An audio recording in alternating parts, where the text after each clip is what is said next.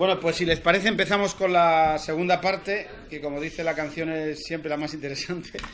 Bueno, muchísimas gracias por su paciencia, no tengo palabras. Además, ver aquí al alcalde le produce un cosquilleo especial. Bueno, vamos a hablar ahora de los debates en televisión. La primera idea que me gustaría transmitirles es que se pueden hacer debates en televisión sobre temas de interés que no sean aburridos y que lleguen a la gente. Parece que se había descartado esta idea. Es decir, es imposible hacer un debate, a la gente no le interesa, a la gente lo que le gusta es ruido, jaleo, insultos. Bien, yo establezco una primera idea. Se pueden hacer debates de televisión sobre temas interesantes que no resulten aburridos. La cuestión está en cómo juntar los ingredientes. Primer ingrediente necesario para que un debate funcione, que esté pegado a la actualidad. Segundo ingrediente para que un debate funcione, que la gente que vaya sepa de lo que habla. Dirán, bueno, vaya descubrimiento. No, pues sí. Que la gente que vaya sepa de lo que habla. Es decir, que conozca a fondo el asunto del que está hablando. Tercer ingrediente para el debate, que dentro de un nivel de experiencia o de conocimiento del asunto del que se esté hablando haya posiciones, si no frontalmente enfrentadas, sí por lo menos, si no frontalmente distintas, sí por lo menos matizadas, diferentes, etcétera.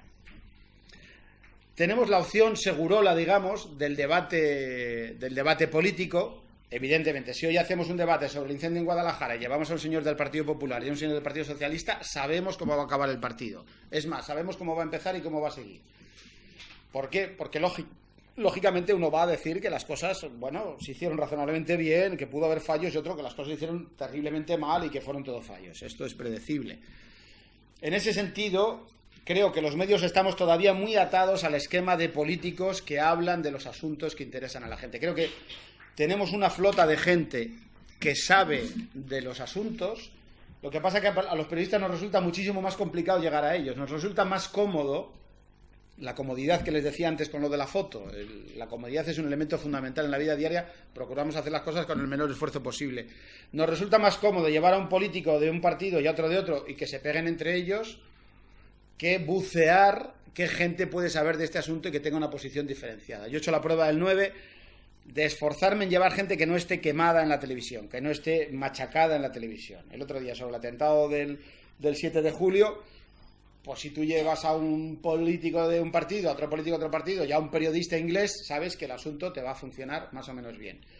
Yo hice un esfuerzo y dije, voy a llevar expertos que sepan del asunto. Cuando el experto realmente sabe y es muy bueno, cada vez le da más pereza, le da más corte ir a la televisión. ¿Por qué? Porque siente que está en un territorio hostil. No me voy a poder explicar, no voy a poder argumentar. Esto es un circo, esto es un espectáculo, se frivolizan las cosas, el miedo a meter la pata. El miedo a quedar mal, a que el otro te pueda ganar la argumentación también influye. Sin embargo, cuando tú creas un clima, yo creo que es fundamental en los debates crear un clima sosegado en el que se puedan decir las cosas razonadamente. No con intervenciones de 3 horas, pero tampoco con mítines de 35 segundos que te quitan el micrófono. Bueno, en este debate que hicimos sobre el atentado del 7 de julio, pues apareció Ignacio Sánchez Cuenca, que es un excelente profesional, perfectamente desconocido por toda la humanidad, y la sensación al final es que todo el mundo decía, oye, ¿de dónde has sacado a este? ¿De dónde ha salido este tío? Es decir, no le conocíamos y qué bueno es. Yo creo que eso es el triunfo del debate. El triunfo del debate es cuando los realizadores que han visto 200 debates, los del control, que están así como diciendo, Dios mío, a ver cuándo se acaba esto y me voy a casa, les interesa lo que estás contando. Los cámaras no, porque ya, por lo menos en Cine Plus ya no tenemos cámaras. Ahora ya la cosa esta del ahorro, los debates en Cine Plus, las cámaras están robotizadas con un control remoto desde realización. Entonces tú estás hablando a cámaras de televisión sin operadores de cámara. No hay un señor detrás de cada cámara que le dicen, elígeme este plano. Son cámaras que se mueven como artríticas, tac, tac, tac, tac, con un margen de maniobra de derecha a izquierda, de arriba a abajo, pero que bueno, es muy limitado.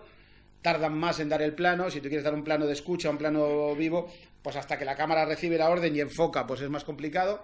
No es lo de antes. Antes, detrás de cada cámara, digamos, había una persona, un operador de cámara, que seleccionaba y entonces el realizador le decía, dame un plano de este, acorta el plano del otro.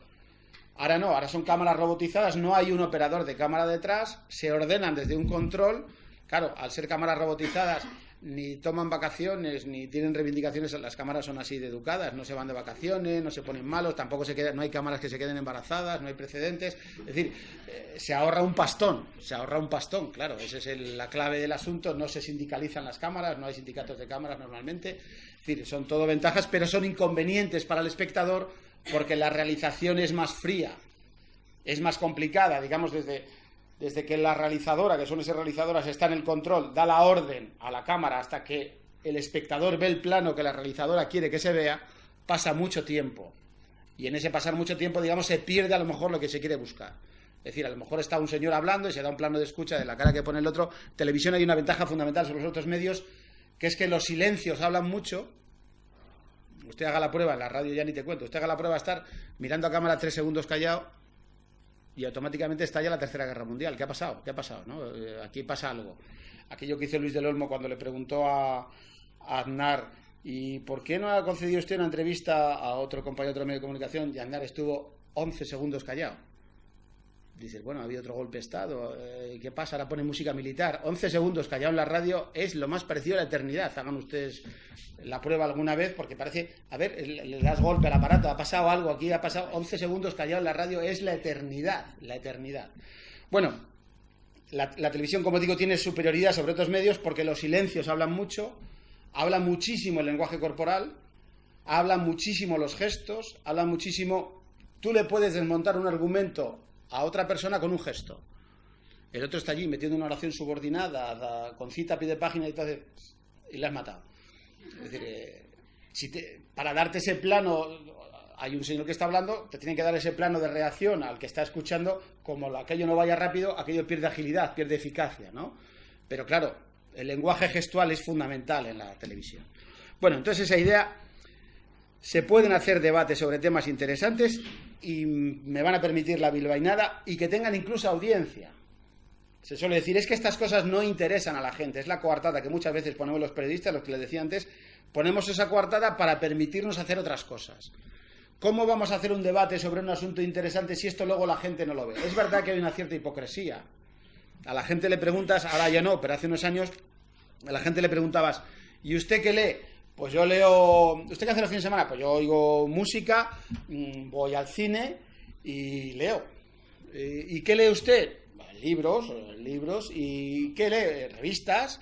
¿Y qué revistas lee usted? Pues yo leo mucho Cuadernos para el Diálogo. Ya, pero está cerrada desde hace 4 años. Bueno, pero vamos, hasta que la han cerrado la ha estado leyendo. Es decir, la gente contesta en función de lo que se espera de él, ¿no? Es decir... Nadie en su casa ve programas de chorizo cantimpalo. Nadie. En su casa ven reportajes de animales, música clásica, debates de alto nivel. Claro, la gente en casa con el telemando le da sí y es lo más onanista que puede haber en el mundo. Yo recuerdo cuando estaba en Euskal Telebista, el director de Euskal Telebista, que era nacionalista, perdón por la redundancia, pues dice, vamos a hacer una encuesta para ver esos programas de Versolaris que son, aquí el que tenga insomnio ve un programa de Versolaris y no resiste 10 minutos sin caer dormido. Vamos a ver la repercusión de los programas de Versolaris en la zona más euskalduna, en Legazpia, en Guipúzcoa. Y volvía destrozado. Dice, no se ven los programas de Versolaris. Era la época que era Telecinco, que había aquellas cosas de Mamachicho, que era una cosa pues muy elaborada, aquellas que no, bueno, pues salían una cosa intelectualmente muy estimulante, salían mujeres brasileñas allí, de exuberantes. Entonces, claro, la gente veía Mamachicho. Claro, la gente no se pone a ver la televisión y dice, bueno, yo como soy vasco, soy nacionalista y soy euskaldún, no veo Mamachicho. Mentira. Es decir, la gente ve lo que le gusta ver y a solas en su propia casa, con su propio telemando, puede ver cualquier perversión. Desde luego, lo que no van a ver es un programa que les aburra porque su idea de país, incluso en un país tan fanatizado y tan sectario como la Comunidad Autónoma Vasca, le obliga a ver, ¿no? Había un consejero de Educación del Gobierno vasco, de Cultura, fíjate, ahora está fuera del PNV, Joseba Arregui, que fue consejero de Cultura, que fue el portavoz del Gobierno vasco, que fue el que puso en marcha la televisión pública vasca, que comentaba en los años 80 que él tenía a gala no tener sintonizadas las televisiones españolas. En su casa podías ver la televisión japonesa, sin duda de un interés excitante, y no veías televisión española 1 y televisión española 2. Porque claro, solo decir televisión española yo entiendo que es una provocación, ¿no? ¿qué estás viendo? La televisión española. Claro, ya sales mal de esa frase. Es decir, entonces él tenía sintonizada televisión alemana, que es para troncharse, no sé si la han visto ustedes alguna vez, es lo más entretenido que hay en el planeta, bueno, no tengo palabras. Entonces él tenía televisiones alemanas, televisiones japonesas, porque estaba dando al japonés o no sé qué, y no veía televisión española. A pesar de eso, hoy se ha salido el PNV, lo cual hay confianza en el ser humano. Alguien puede salirse del PNV a pesar de venir de esos antecedentes tan tribales y tan bestias. Hoy se ha salido el PNV y dice que esto del nacionalismo es un horror. O sea, que confiemos en la humanidad, ánimo, que se puede convencer a la gente, tarde o temprano. Bueno, el caso es que yo creo que hay programas de televisión que pueden tener audiencia, que pueden tener interés si lo sabemos hacer bien. ¿Qué es el problema que tienen los programas de televisión de debate por parte de nuestro gremio, de los periodistas? Que cuando es un debate serio, tiene que ser un debate aburrido. Por ejemplo, se hace un debate de libros y dice, bueno, como es un debate de libros, esto tiene que ser un coñazo. Primero llevas a tus amigos, que es un deporte nacional, llevas luego a los de la editorial del grupo en el que más o menos, sabes cómo te digo, colaboras, y después les dejas que se queden a vivir. Es decir, te olvidas del espectador, que ese es el problema que comentamos antes, el compromiso con los ciudadanos, te olvidas del espectador. Este es mi colega, este ha sacado un libro y os vais a enterar. Y entonces, claro, el programa es insoportable. Insoportable. La gente pide la hora, dice, esto es un horror, se van. ¿Se puede hacer un programa de libros entretenido? Creo que sí, creo que sí. Si no llevas necesariamente siempre autores de las mismas editoriales, si llevas autores con un poquito de gracia, si tú te has leído el libro, que quieras que no, ayuda mucho, y luego eres capaz de establecer un debate mínimamente ágil, ¿no? Como estamos hablando de libros, nos vamos a poner serios y os vais a enterar. Entonces aquello parece un velatorio, ¿no? Se pueden hacer programas interesantes de temas serios siempre y cuando no nos pongamos solemnes, no nos pongamos estupendos, ¿no? El otro problema que pueden tener los programas, que es la acumulación de invitados. Uno cree que hace un programa mejor cuando lleva más invitados. Craso error. Porque al final el programa, sobre todo si lo lleva ¿cómo se llama? El de la Piqueras. Piqueras, yo creo que muy al final del programa se entera de que ha ido el programa, muy al final se da cuenta de lo que ha estado hablando durante la hora anterior, pero muy al final. Entonces, al final el presentador se convierte en un repartidor de tiempos. Es decir, como tiene que llevar el impuesto revolucionario de los partidos, de los primos de los partidos y de los medios de los partidos, al final no hay chicha, hay consigna, y entonces aquello se acaba convirtiendo en un tostonazo en el que el presentador, insisto, pues no suele estar allí, ¿verdad? Y acaba limitándose a dar tiempos. ¿Cuál es la clave de un debate? Que haya capacidad de los intervinientes para escuchar lo que está diciendo el otro. Es decir, un debate no puede ser yo suelto el meeting y ahí te quedas, yo suelto mi meeting y ahí te quedas, yo suelto el mío, o sea, una concatenación de mítines que no van a ninguna parte, que luego los jefes de prensa de los partidos dicen, has estado muy bien porque has dicho todo lo que había que decir. Mortal. Cuando has dicho todo lo que había que decir es que has matado al espectador. No se puede decir todo lo que hay que decir, es imposible. Ni siquiera la Enciclopedia Británica dice todo lo que se puede decir. Es imposible decir todo lo que se puede decir, imposible. Entonces tienes que hacerlo siempre pensando un poco en el espectador y pensando en la capacidad de ponerte en los argumentos del otro. Es decir, usted me da una argumentación determinada en contra de los matrimonios gay y yo en vez de decirle no hago ni caso, trato de meterme en sus argumentos y de contestarle. ¿Eso cómo se consigue? Pues haciendo una buena selección de los invitados, que es muy complicada de hacer, porque hay muy poca gente dispuesta a no discutir como si estuviera en un burladero. Tú di lo que quieras, que yo voy a decir lo que me dé la gana. La capacidad del periodista para eso, ¿cuál tiene que ser? El obligar a la gente, a los invitados, a contestar a lo que le está diciendo el otro. No me cuentes lo que te traes escrito de casa, escucha lo que te está diciendo este señor y trata de argumentarlo. Porque la experiencia nos demuestra que no todo es blanco, blanco, solo blanco, o todo negro, solo negro. Más o menos puede haber, según qué casos, un juego de matices. Bueno, en algunas cosas es evidente que sí, no hay nada que hacer. Es decir, con los de las tierras búlgaras, esto no hay nada que hacer. Pero fuera de eso, digamos, hay un territorio en el que uno puede más o menos llegar a entender los argumentos del otro. Es decir, un asunto tan complicado. La clonación, la investigación sobre células madre. Asuntos que exigen matiz, que exigen documentación, que exigen saber de lo que se habla. Yo creo que la obligación de los periodistas tendría que ser ahí. Por supuesto, trabajarnos bien el tema. Por supuesto, elegir bien a los invitados. Es decir, no dejarnos llevar por los famosos, los conocidos. No, llevar gente que sepamos que sabe de lo que habla y crearles un clima en el que podamos sacar lo mejor de ellos mismos, porque la gente normalmente se aturde, las cámaras, el ruido aquel, en el que puedan sacar las mejores palabras, las mejores intervenciones de sí mismos. No es fácil esto. hay gente que no acaba de decir lo que quiere decir hasta la tercera, la cuarta intervención. Lo ideal sería que lo fundamental que tenga que decir lo diga en la primera intervención, para que de ahí el debate, digamos, gire en torno a eso. Y después, no dar nada por sabido. Es decir, cada vez hay una forma más pobre de hablar y de expresarse, ¿no? Estos que dicen incidiendo en la temática y en la dinámica y el tema, en fin, bueno, estos todos tendrían que ir al paro directamente, pero bueno, cuando ellos hablan en un lenguaje de código, que es una cosa muy habitual, tratar de decir a qué se refiere, qué está usted explicando, qué quiere usted dar a entender con eso, explíquemelo. Es decir, ponernos en el papel del que no sabe del asunto, que muchas veces no sabemos del asunto, y entonces no da nada por supuesto. Es decir, no podemos dar, cualquier señor que hace una explicación sobre algo complicado, no podemos dar las cosas por supuesto. Aunque sea interrumpirle, hay que cortarle para decir, explique usted qué está queriendo decir con esto. Al entrevistado o al señor que va al debate le molesta, porque como que le cortas la frase, pero el público lo agradece. Porque si no es algo que se daría por sabido cuando realmente no se ha sabido, ¿no? Cuando realmente no se sabe de lo que se está hablando. De manera que una buena elección del asunto del que se va a hablar, que esté pegado lo más posible a la actualidad, una buena elección de los invitados, tratar de llevar gente que sepa de lo que habla, no necesariamente famosa, una buena elección de los invitados que no te hipoteque, digamos, las condiciones de los partidos políticos, y luego una vez que uno entra en el debate, uno tiene que estar en tensión, no tiene que estar creyéndose aquello. O sea, tú no puedes llegar allí como el guardia de tráfico y dice, ahora pase usted, y ahora pase usted. Y bueno, yo ya he conseguido el debate, llego, me siento y descanso. Uno tiene que estar en tensión.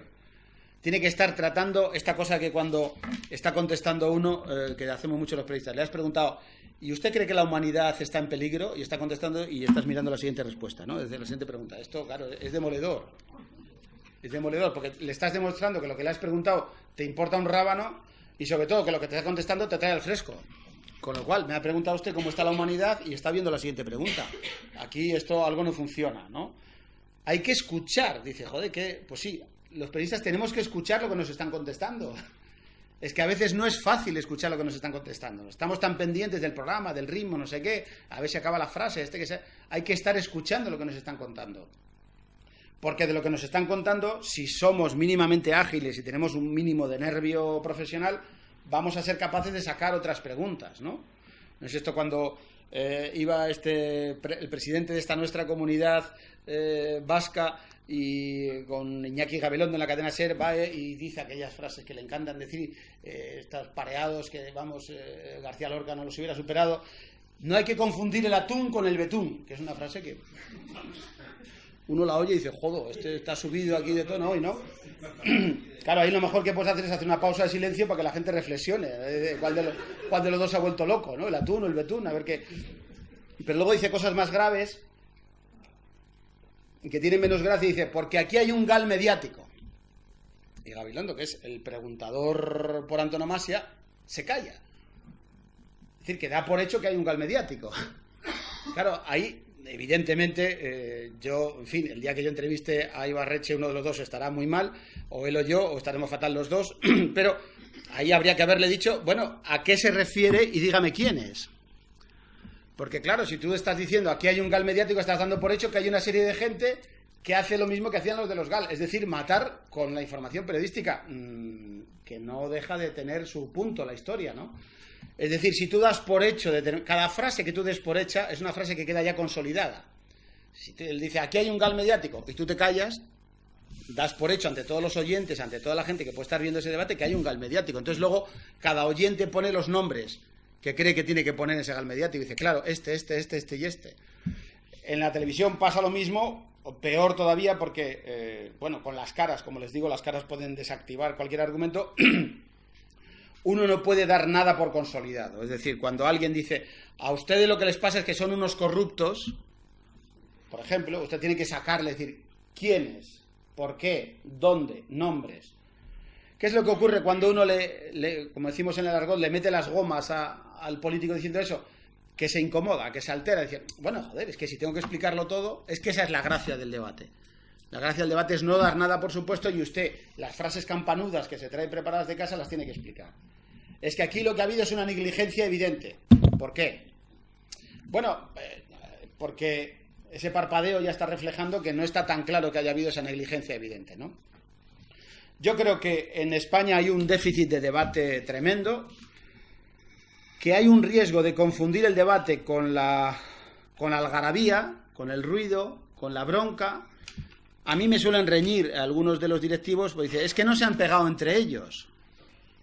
Y digo, joder, es que estos no se han pegado. Digo, pero no era esto que era una pelea de gallos. A mí me avisáis con tiempo para saber de qué estamos hablando. Es decir, el debate es bueno si hay bronca, el debate es bueno si se pegan, el debate es bueno si hay ruido. Y si no hay bronca, no hay ruido, no se pegan, el debate no es bueno. Esto yo creo que es un error. Es decir, yo creo que, igual soy de un optimismo incorregible, posiblemente sí, que hay un tipo de público que ¿qué es lo que va a buscar a un debate? Que le den argumentos que no tiene o que le confirmen en los argumentos en los que tiene. Bueno, ahora hemos hecho un efecto perverso en el que la gente va a los medios de comunicación como si fuera allí al calor de establo, ¿no? A que le confirmen lo que ya sabe. Y a ser posible que se lo confirmen con 2 huevos duros, ¿no? Yo voy a oír esta radio no para que me informe, sino para que me reconforten lo que previamente pienso. Y para salir ya con el argumentario al café de la mañana diciendo, lo que pensaba yo, más lo que acabo de oír, te vas a enterar, ¿no? Este es un efecto perverso, es decir, la gente va al medio. Yo recuerdo un debate que tuvimos en Basauri, que un lector de Legging fue muy sincero y se levantó y dijo, no, yo leo Legging no para informarme, porque yo ya vengo informado, yo leo Legging para fortalecerme, es decir, para meterme una dosis, un chute de información que me permita fortalecerme en lo que previamente pensaba. Es decir, yo oigo algo que me reconforte en lo que pienso, porque como me esté criticando lo que pienso, ¿para qué voy a seguir oyendo? Esto es un efecto perverso. Yo creo que en los debates hay un sector de gente que lo que quiere es que le argumente sobre cosas que no conoce, que le den información de cosas que no conoce, o que le expliquen lo que conoce de una forma atractiva, diferente, sugerente, entretenida. Por eso es tan importante que el debate, y sigo un poco lo que preguntaba antes Gustavo Bueno, que no sea aburrido. Yo creo que el debate no tiene que ser aburrido, no tiene que ser aburrido porque entonces deja de ser debate, evidentemente, porque te pueden quitar el debate si el debate es aburrido, ¿no? Hay un poco la sensación de que los debates serios son aburridos. Luego hay una polémica,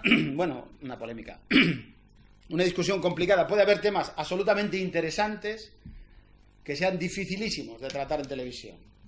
Por ejemplo, ¿tiene que entrar Turquía o no en la Unión Europea? Pues es un tema interesantísimo, ¿no? Porque nos afecta a ¿qué? 80 millones de turcos, cambio de mentalidad, pasar a otro continente. Bueno, parece que pone en cuestión lo que ha sido la Unión Europea. Claro, si tú, para hablar de ese debate, les hablo de un ejemplo concreto que me pasó a mí, te traes a uno de la embajada turca, que parece lógico, estás muerto. Estás muerto, porque ¿qué es lo que hace el tío? Retener el balón. Coge el balón y cuando tengo el balón no me meten gol. Entonces, claro, coge el balón y no le meten gol. Pero aquello es mortal de necesidad. Un asunto interesantísimo. La Unión Europea. Dificilísimo de llevar a cualquier debate. Complicadísimo. ¿Por qué? Porque todos los que saben de la Unión Europea son muy cafeteros. Son muy expertos, son demasiado expertos y les cuesta un esfuerzo sobrehumano vulgarizar aquello que saben para llegar al público. Entonces, utilizan una jerga que resulta ininteligible. Directamente, el vocabulario que emplean los expertos en la Unión Europea resulta, según empiezan a hablar, se hace un abismo. Y dices, bueno, en la Unión Europea se toman la gran mayoría de decisiones que nos afectan a nosotros se toman en la Unión Europea. ¿Por qué es tan difícil hacer un debate entretenido sobre la Unión Europea? Pues es muy complicado. En el debate, digamos, hay 2 perfiles en los posibles invitados. Gente que sabe mucho de lo que habla, que tiene muy buena información y que es muy competente, y a la vez introduce, no voy a decir espectáculo, porque no sé si la palabra, pero introduce un detalle de querer conectar con el público, de querer hacer guiños al público. Es decir, yo sé mucho de esto, pero lo que quiero es llegar a usted. No quiero demostrar que sé mucho de esto, que es el otro riesgo, ¿no? Como voy a demostrar que sé muchísimo de esto, le voy a matar a usted y lo voy a aburrir. No, yo sé mucho de esto y sé tanto de esto que soy capaz de vulgarizarlo y de hacérselo inteligible a usted. Ese es un perfil, que ese es el bueno. Y luego está el pesado en plantilla. El pesado en plantilla que va allí, que solo le falta hacer así a la familia, que sabe mucho del asunto, pero que es un aburrido metafísico, que le preguntas el nombre y está 2 horas contestando, le preguntas una cosa, contesta otra. Esto Tamames lo hacía muy bien, le preguntabas lo que querías y él contestaba lo que le daba la gana, pero resultaba airoso porque era muy buen vulgarizador. Cuando iba a los programas de La Clave, yo creo que Tamames decía, bueno, a usted, lo que me está usted preguntando es una estupidez, pero yo quiero aprovechar para decir que, y siempre creaba polémica.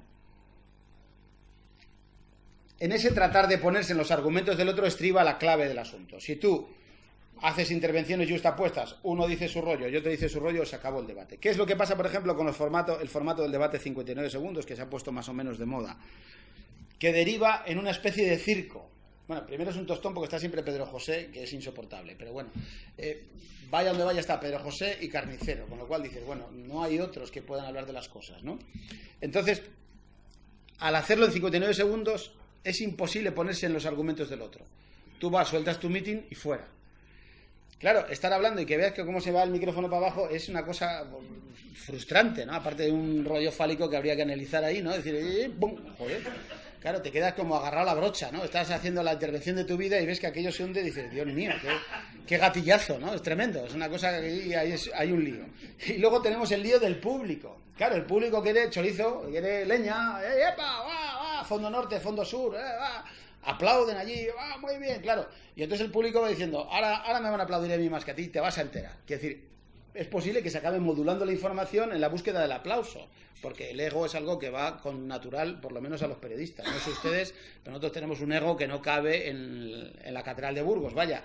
Entonces, eso puede crear un efecto de distorsión porque la gente, digamos, va a ir a buscar una intervención que sea subrayada por un aplauso, que evidentemente queda mucho más abrochada que una intervención que va seguida pues de un abucheo, de un murmullo, de un silencio, ¿no? Hay silencios que son demoledores, ¿no? Alguien dice algo que le parece que tiene que cambiar la historia del pensamiento occidental y se calla todo el mundo y dice, he fracasado estrepitosamente, ¿no? Porque si a este silencio me parece que me he vuelto a equivocar. Y luego reduce el papel de la periodista, bueno, no esto de criticar al gremio parece, pero la periodista hace un análisis y dice, bueno, que conteste el que quiera. Dice, hombre, para esto traemos un vigilante jurado, ¿no? Que conteste el que quiera. Dice, por ejemplo, pero J, que está siempre presente en los grandes acontecimientos deportivos, allí sentado y tal. Bueno, yo quiero decir que tengo que explicar porque ya en la guerra de secesión quedó claro, bueno, un tostón. Es decir, la clave del periodista es que no se limite a dar palabras.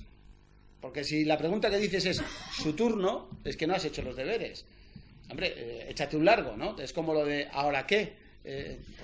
Tienes que llevar la cosa un poquito preparada, un poquito elaborada, saber un poquito qué daba el asunto, haberte metido tú en el debate, no interviniendo, como hace nuestro gran padre Gabilondo, que habla más que todos los tertulianos juntos, y cuando, esto es verdad, cuando uno se está alargando le tira papeles y bolígrafos y le tira cosas así, cuando uno mete una oración subordinada por Gabilondo, le tira un boli. Entonces, claro, cualquiera sigue hablando allí, ¿no? El método Eli Mayor Zaragoza son así, pero... Bueno, el asunto es que es imposible hacer una intervención un poquito elaborada, ¿no? Y luego, si el periodista se limita a repartir turnos, digamos, está abdicando de lo que es su tarea. Su tarea no es que él opine, no es que él tome postura, pero sí que lleve el debate con una idea fundamental. Cómo a este señor que yo le he traído aquí le saco la máxima información posible que les pueda interesar a mis espectadores. Esa es la gracia. Sin tampoco pretender un afán protagonista enorme, ¿no? Yo creo que ahí tenemos que tener mucho cuidado, porque si nos dedicamos a hablar mirando a cámara como si fuéramos el rey cada 2x3, esto puede ser un poco tostón. Yo creo que esto es como los árbitros, ¿no? Es bueno cuando pasa desapercibido. Es decir, la mejor tarea que uno puede hacer es conseguir sacar de cada invitado todo lo que puede dar de sí, sacarle jugo en cosas que a lo mejor no hubiera querido sacar, ponerle en cuestión en la medida de lo posible, que su lenguaje corporal detecte que está reaccionando, que no se queda frío ante lo que se le está contando.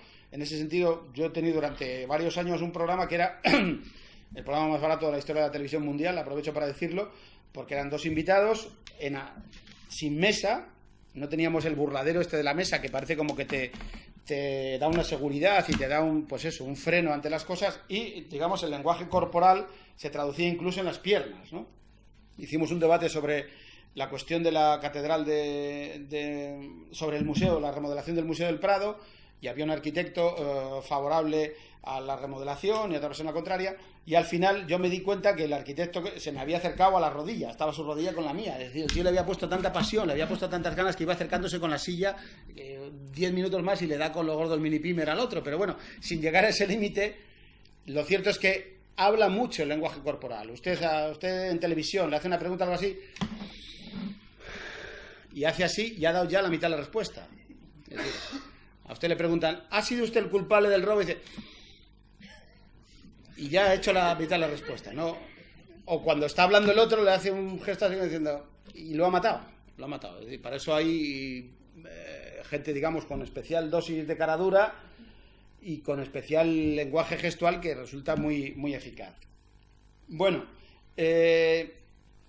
yo creo que hay temas de interés que no estamos siendo capaces de tratar en los debates, que hay asuntos que afectan, que interesan a la gente, que no estamos siendo capaces de tratar en los debates, y creo que estamos pagando el pato también de un determinado estilo que no es hacer debates, que es gritar, que es otra cosa.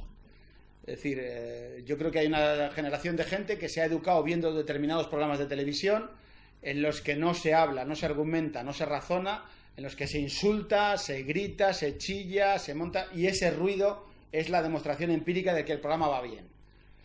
Y eso yo creo que está condicionando muchísimo al público. Esto que se dice, le damos al público lo que quiere, lo que comentábamos antes, usted le da al público lo que le da la gana y al final le está condicionando porque, claro, si el público se ha educado en un programa en el que te quedas en calzoncillos, le insultas a otro, te subes a la mesa o le das un manotazo o dices barbaridades, cuando tú llegas allí y tratas de explicar la Unión Europea, claro, evidentemente la gente se va al frigorífico en masa. Esto es que decir que al público también se le educa con determinadas pautas de esto. Dice que la educación, la televisión no tiene que ser el elemento de educación número uno, pero desde luego influye una determinada televisión en pautas de educación.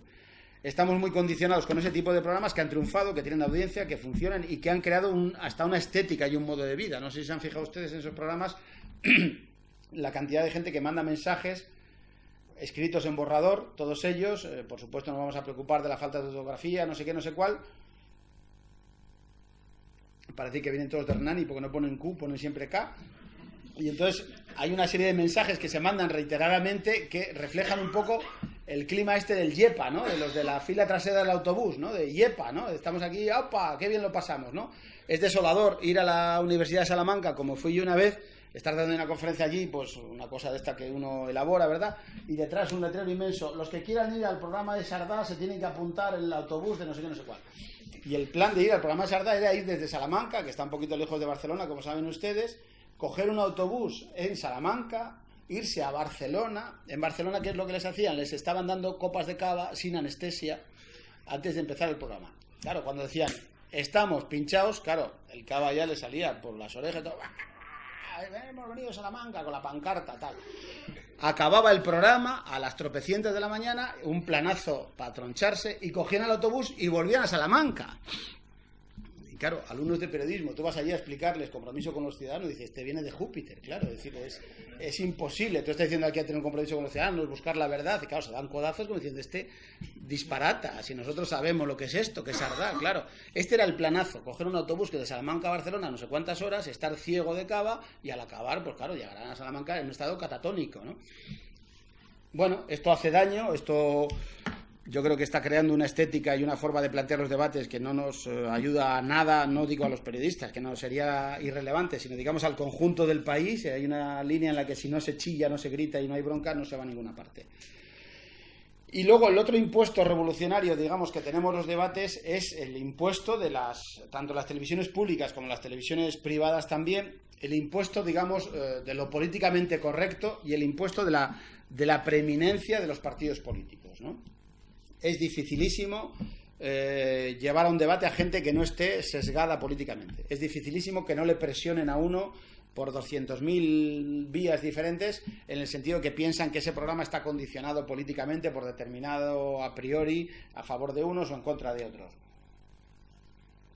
Es dificilísimo que los partidos políticos no estén, digamos, enfadados con la televisión. En la televisión británica hace años había un programa que se llamaba Question Time, que salía un presentador feísimo, el antipresentador, digamos, cuajado, documentado, en condiciones, y era una mesa en la que estaba él, tenía un panel con 2 expertos a cada lado.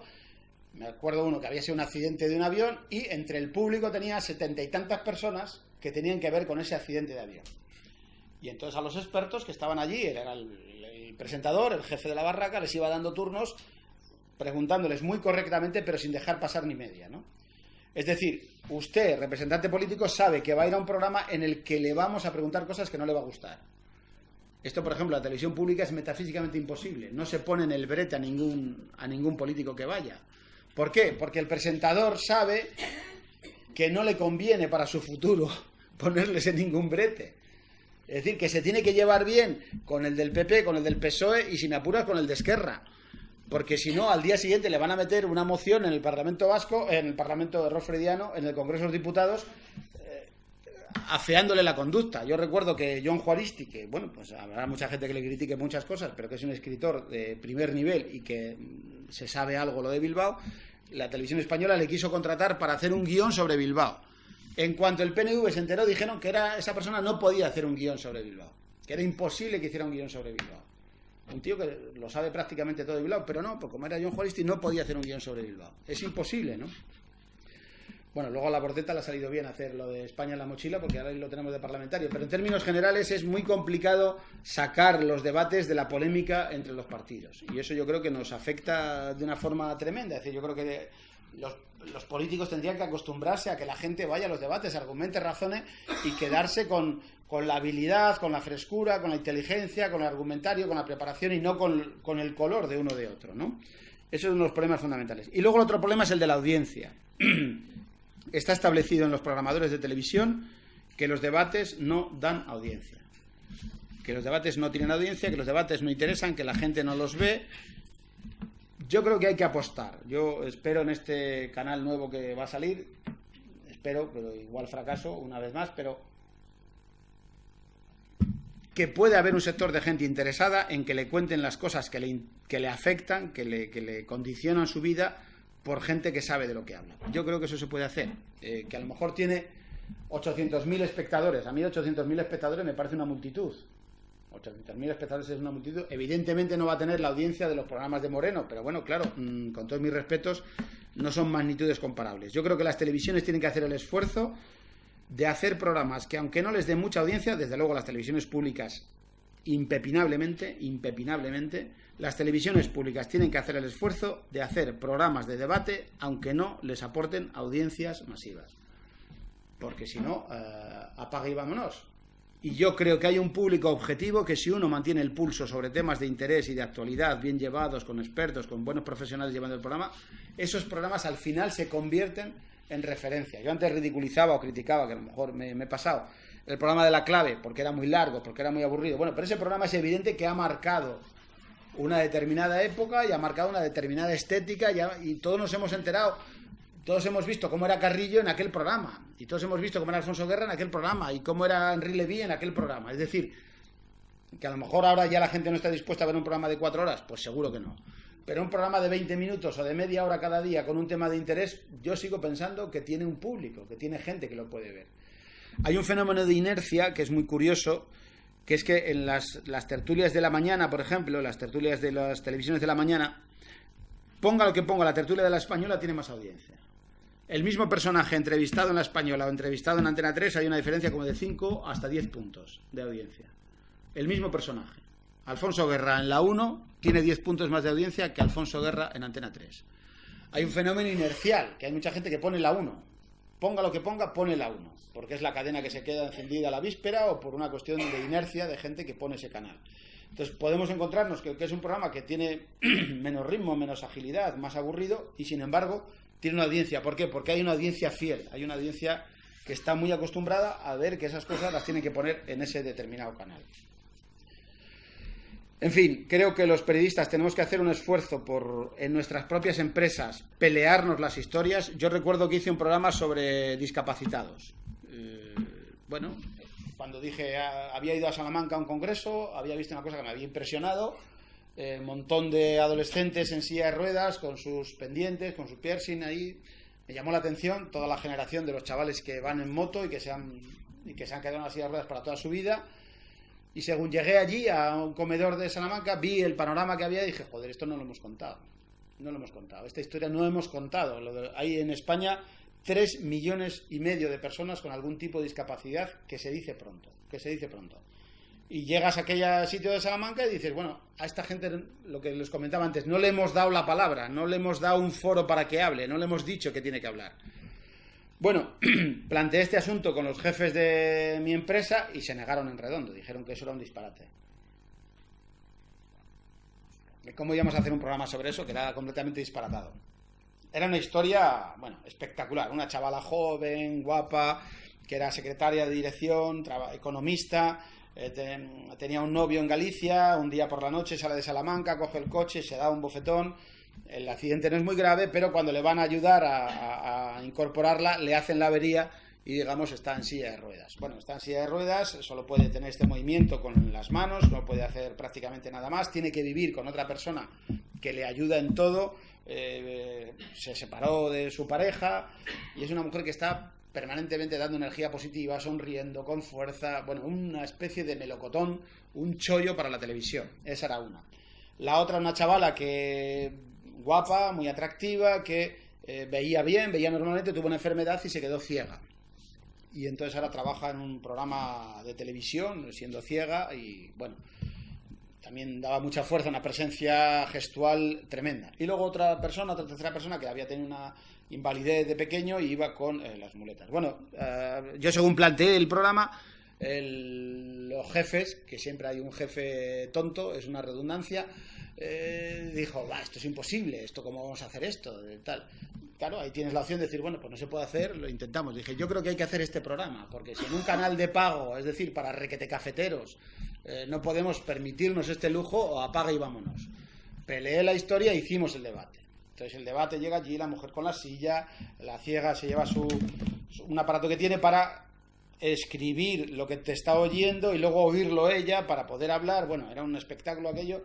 Bueno, el programa aquel, la prueba del 9, como siempre son los realizadores, la gente técnica, estaba todo el mundo así. Y en la redacción estaba todo el mundo así, que es la prueba del 9 de que el programa ha funcionado. El programa fue de la máxima audiencia de la cadena el fin de semana, llamadas de gente, comentarios de gente, y luego la satisfacción de decir, esta gente a la que no le ponemos el micrófono nunca ha tenido 55 minutos para poder contar su historia, ¿no? Amigos para siempre, abrazos, en fin, un programa con una repercusión social innegable, que esta es la obligación que yo creo que tenemos los profesionales de los medios de comunicación. Por supuesto, los jefes nada más ven el programa y dicen, oye, estupendo, estupendo, salieron allí, oye, muy bien, muchas gracias por venir, estamos encantados de que hayáis venido, como que les habían invitado ellos. Bueno, pues esto ya sabemos que es así. El caso es que el programa funcionó. Yo no digo que vayamos a hacer un programa de 1 hora, pero un programa eligiendo bien los invitados, tratándoles con respeto, porque ahí hay el riesgo del paternalismo, que te pasas medio milímetro y ya te pones pastoso. Eligiendo bien los invitados, tratándoles con respeto, estando documentado y hablando de una cosa que interesa a la gente, claro, ver a aquella mujer con aquella sonrisa, explicando las cosas con una energía y con una fuerza, sin un atisbo de rabia, y verle al otro, al que estaba con las muletas, que sí que hablaba resentido, fastidiado, dolido, molesto. Bueno, pues es una cosa que no se suele ver en la televisión. El otro día llevé a una mujer que tiene 3 niños con un problema gordísimo que necesita un trasplante de médula ósea, y en vez de hacer un amarillismo de aquello, la mujer es vital, enérgica, entusiasta, claro, todo el mundo se queda pegado con aquellas cosas. ¿Cuántos espacios de televisión tendríamos para que hablase gente de estas características si no se los damos? Yo creo que eso es un poco la responsabilidad. No es que me pongo ya aquí estupendo que tengamos que hacer todos los días programas de estos, pero tenemos una responsabilidad social, lo que he dicho al principio, tenemos un compromiso con los ciudadanos. A mí salí feliz de aquel programa porque dije, esta gente ha podido hablar, y a gente que no se había enterado de esto, pues se ha podido enterar. Es decir, después de ver este programa, ven las cosas de una forma distinta, que es de lo que se trataba. O ven las mismas cosas con otros ojos, o reparan en gente en la que antes no reparaban. Es decir, esta gente, a partir de ahora, los discapacitados les van a mirar con otros ojos. Casi nada. Es decir, a una persona que va en silla de ruedas, pues muy posiblemente la gente que ve el programa a partir de ahora le va a mirar de otra forma. Una de las cosas que hicieron en Salamanca fue poner a la gente por la calle y nos proponían que nos subiéramos en silla de ruedas para que comprobáramos lo terrible que es una ciudad, lo tremendamente hostil que es una ciudad a una persona que no puede moverse por sí sola. Uno se cayó, se rompió la silla, bueno, un desastre, ¿no? Bueno, el que después de un programa de esos tú hayas conseguido cambiar la mirada respecto de esa gente, no hay sueldo que lo pague. No hay sueldo que lo pague eso, para mí por lo menos. Y yo creo que tenemos que hacer cada vez más cosas de ese estilo. No es decir que hay que hablar de temas sociales, sino hablar de temas políticos. Todo es política en última instancia. Pero ese compromiso ciudadano por dar un foro de diálogo y de debate a gente que normalmente no lo tiene, yo creo que es algo profesionalmente exigible y personalmente muy, muy gratificante, muy satisfactorio. Y bueno, ahora me preguntéis lo que queráis.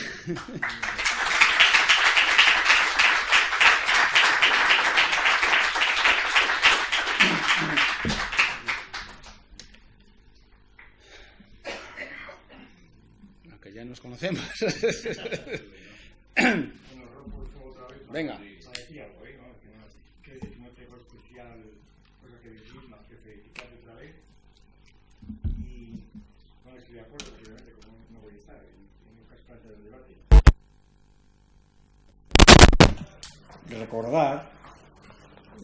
Recordar que la regla básica que has dado del debate, de que cada uno conozca lo que piensa el otro, esa es la regla clásica de la dialéctica, esa es la regla clásica de la dialéctica, eso es lo que dijo Platón, ¿verdad? Es el que inventó la dialéctica. Es decir, que es eso, realmente es eso. Lo difícil es aplicarla y cumplirla. Yo te envidio por el optimismo que tienes ante los vecinos. Que no hay que dar nada por supuesto. Es que a veces hay que darlo, claro, depende de la materia enteramente del debate.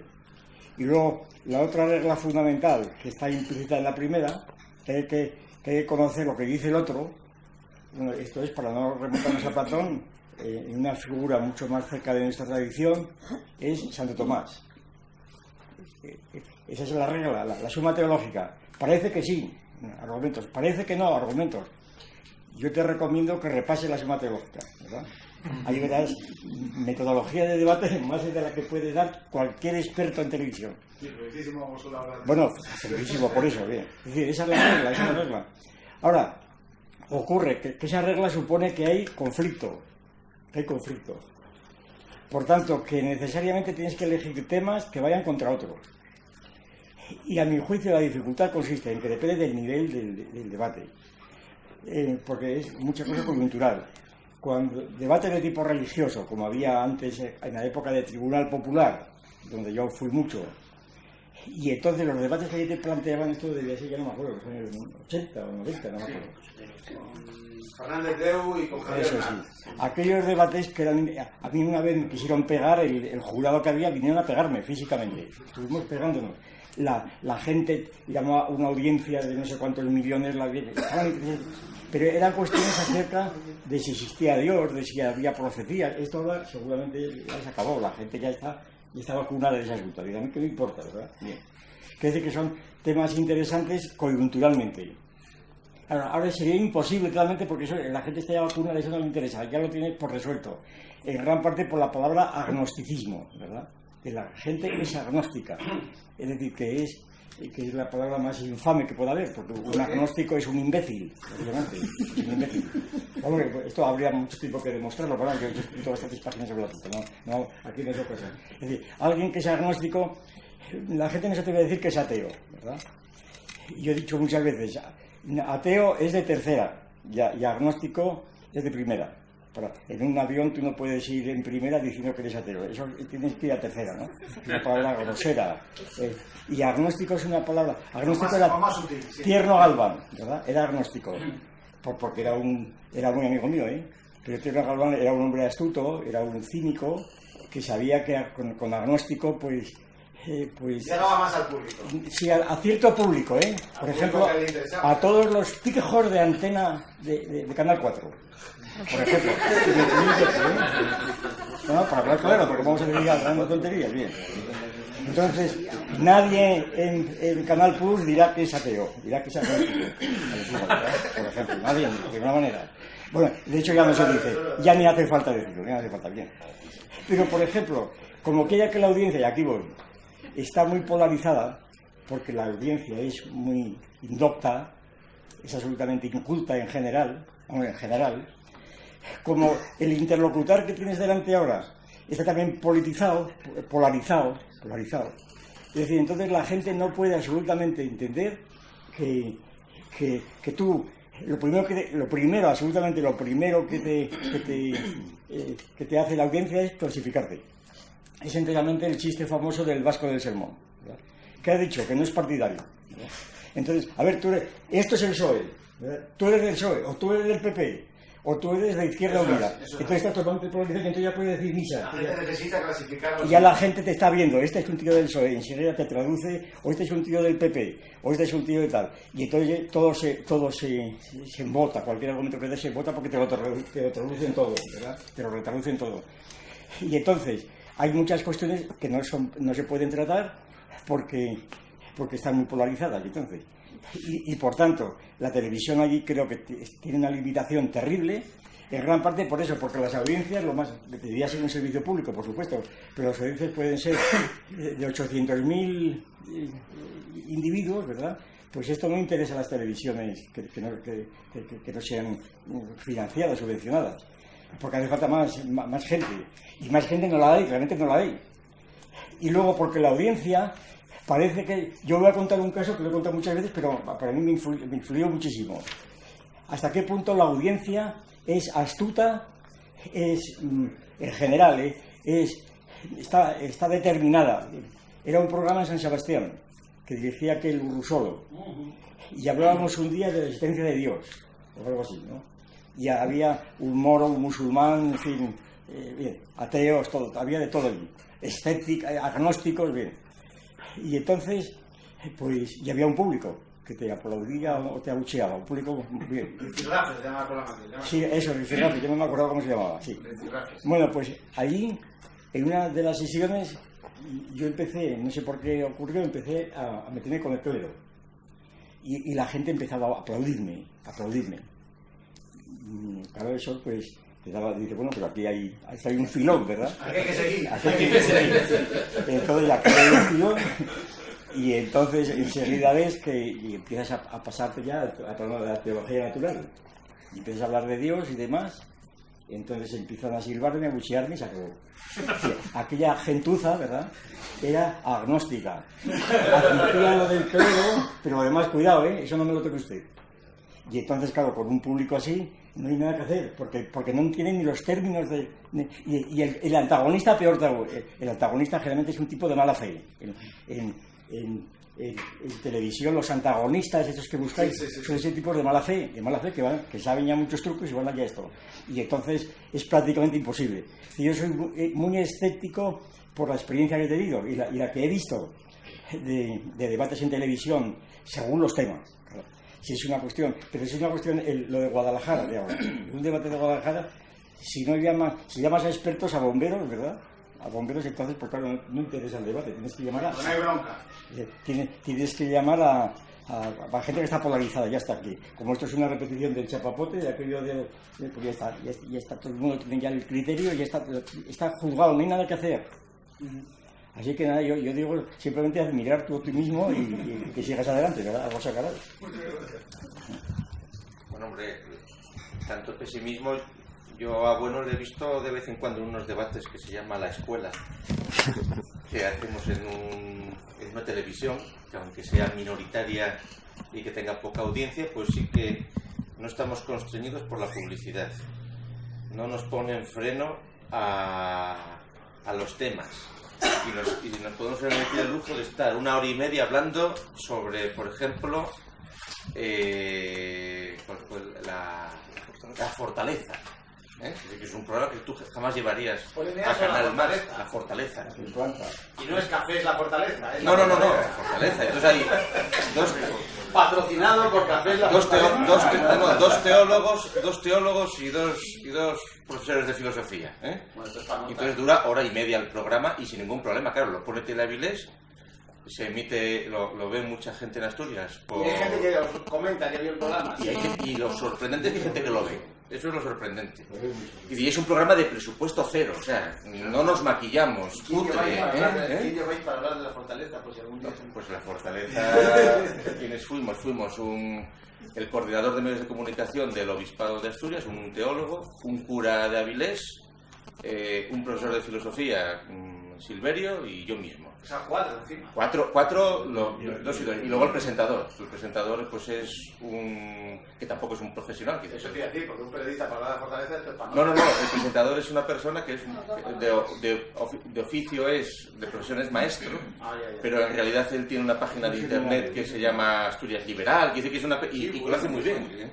Y entonces se han hecho programas sobre China, sobre la familia, sobre el aborto. Llevamos 42 programas. Y son programas de 1 hora y media, y ahí sí que es... No, pero esto es un ejemplo de con la televisión que viene, digamos, de las posibilidades de canales por internet, etcétera. Claro, con públicos muy selectos, evidentemente... Esto lo pones en cualquier canal, eso... Bueno, pero es que esa es la realidad. Hay un público de gente que quiere ver solo ópera. Un canal de ópera. Bueno, igual que hay uno del golf. Y a lo que llamaban debate, tú antes pusiste el ejemplo de Crónicas Marcianas. Es decir, yo como estuve en algunos debates basura de esos, pero o sea, lo llamaban debate, pero no eran debates. Es decir, eran debates en los cuales los contertulios no nos dejaban que nos viéramos antes. Los que estábamos de un lado y de otro nos llevaban a hoteles distintos, nos maquillaban en sitios distintos y solo sabíamos quién iba a venir de la otra parte cuando entrábamos en el plató. Cada uno por una puerta, como si fueran los gladiadores al circo. El público, ese público que estaba con el cava, que además los debates estos, que era el que ponían a la 1:30 o a las 2:15 de la mañana, se grababa a las 10 de la noche. Crónicas era en directo de 12 a 1, pero lo otro se hacía antes, ¿no? Y luego se encajaba para que pudieran volver a Salamanca en el autobús a horas no muy tardías, Y a la 1 siempre cerraban el invento. Bueno, pues allí, antes de ser el debate, antes de que entráramos, Fray Sardá les aleccionaba al público, decía, ahora vamos a hacer un debate sobre la guerra de Irak. Y entonces va a haber dos que van a venir defendiendo esta salvajada y otros dos que son unos fachas y que entonces ya el público estaba jaleado. Y encima había luego dos personajes en el público anunciando cuándo había que aplaudir y abuchear. Bueno, pues a pesar de ese ambiente hostil, pues hubo un par de veces que yo conseguí en algún programa de estos, pues llevarte al público o cabrear a Sardá. Y entonces les estabas rompiendo el esquema, aunque estaba totalmente prefigurado. Es una cosa muy curiosa. Y valía la pena ir, aunque fueras al matadero, totalmente. Eso es diferente, pero eso es lo más que había de debate. En la televisión generalista los debates han ido a menos, desapareciendo, ¿no? Está el tuyo, pero que es una cosa ahí, pues del 3% ese, o cosas politizadas como el 59 segundos, que eso es otra cosa también. Fíjate si estoy dispuesto. Si estoy dispuesto a debate, que fue un debate al Fórum de Barcelona, que yo creo que eso sí que ya es la máxima del optimismo. Y llegamos allí, era un debate que retransmitía la televisión del Fórum en directo, nos engañaron para variar, dijeron que no iban determinadas personas y sí que fueron. El presentador era un periodista catalán, que son dos palabras que cuando se juntan resultan, bueno, ya no tengo palabras, aburrido como una ostra, y entonces era todo el diálogo, ¿no? El diálogo, no era como tal, el diálogo. Entonces, el presentador artrítico estaba aquí. A mí me habían puesto a su lado, a mi lado habían puesto una fiera corrupia del PNV, uno que había sido miembro de la Ertzaintza y ahora presenta un programa en Radio Euskadi, Échale hilo la cometa. En medio habían puesto a Gorka Landaburu, aquí a Isabel San Sebastián, aquí a uno que era de ETA, que fue director del Gara, del Egin y ahora está en el PNV, y aquí a Marcelo Otamendi, que es el periodista de ETA y que allí en Cataluña lo tienen como un icono, como si fuera uno de Abu Ghraib, ¿no? Es decir, aquí traemos un torturado, a ver, muestra las heridas. Y yo muestro las heridas, la gente echa cacahuetes, en fin, espectacular. Y el público, digamos, no era partidario, ¿no? El público no era partidario. Entonces a mí me ponían el primero para que a partir de ahí todos los demás me pudieran leña al mono hasta que hable euskera, ¿no? Pero bueno, ya hemos venido aquí, pues vamos a ver. Este que estaba a mi lado me habían dicho que no iba a ir, pero fue. Me habían dicho, no, estará en el público, pero al final fue, y todo era, vamos a hacer en Cataluña algo que no se puede hacer en el País Vasco. Era la idea, aquí es un foro de debate a las ideas, a diferencia de opiniones, y en Euskadi esto no, pero aquí sí, esto vamos a hacer, hemos de hacer aquí esto. Bueno, pues vamos allí. Y primera intervención, pues de estas preguntas como las que decía Julián Lago, ¿no? ¿Es usted puta? No conteste ahora que vamos a publicitar. Una cosa de este tenor, ¿no? ¿Es usted puta? No me conteste ahora que vamos a publicitar, ¿no? Primera pregunta, uno sale allí como puede y ¡epa! ¿no? Ahí, vamos a por ellos. Y entonces digo, bueno, cosas complicadísimas. Es un país en el que la gente que no piensa como los nacionalistas viven escoltados o incluso les matan. Bueno lo que dije. Los periodistas escoltados, la oposición escoltada, los profesores escoltados. Digo, pero parece que se viva muy bien allí, ¿no? Entonces el que estaba a mi lado dice, pues claro, tú como no vives allí no puedes hablar porque como no vives allí, digo, bueno, primero me echáis y luego me echáis en cara que me haya ido, a ver si os aplanáis, a ver si repartís el trabajo porque ya no sé, solo sé que no sé nada, ¿no? Entonces todo el debate fue así, ¿no? Todo el debate fue así, todo el diálogo, el público, tal. Yo allí, pues tratando de hacer allí guiños, hacía alguna que otra cosita, pues la cosa esta que suele funcionar. hombre, gente que estuvo en la cárcel por luchar contra la dictadura de Franco, pues ha sido asesinada. Bien, vale, por ahí, vamos por ahí, ¿no?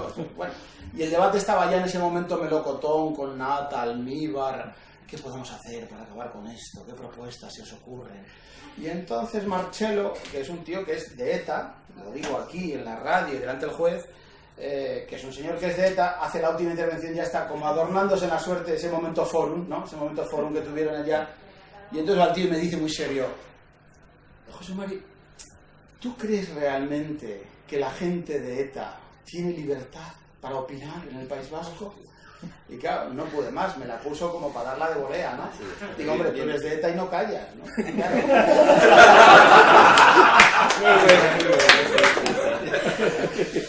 No me mataron de churro, ¿no? Y los escoltas que había todos diciendo... ¡Quería hacerte la foto! Digo, ¿qué es que eres de ETA, Marcelo? ¿Qué es que eres de ETA? ¡Ah, otra vez! Digo, Marcelo, eres de ETA. Le dije 4 veces, ya metidos en gastos, ¿no? Una idea de coger es repetirla para que cuaje.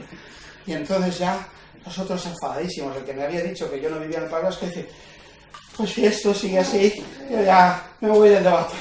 Y el otro que había allí diciendo, es que no se puede decir nada. Digo, pero joder, si el único que viene aquí con escolta soy yo, ¿qué cojones no se puede decir nada? O sea, tú me puedes hacer una diana con tu periódico y vives por la calle sin escolta. Luego, claro, eres de ETA y es que me ha detenido la policía.